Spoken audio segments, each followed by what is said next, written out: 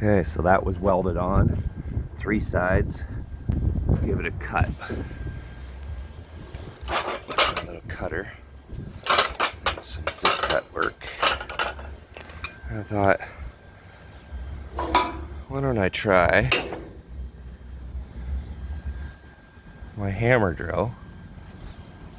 Well, it just popped the other one off like nothing. Let's see if it'll do it again for a video.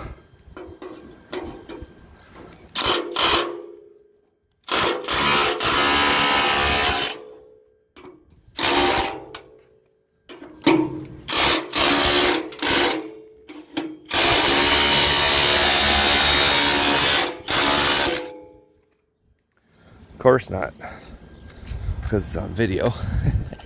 It's harder with one. There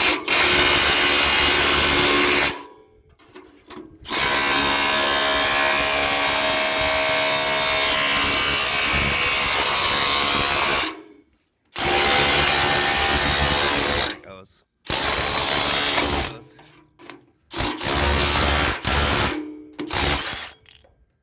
Oh yeah. I had those here and the hammer, but I thought, why not try this? Pretty slick. I love my Dewalt tools.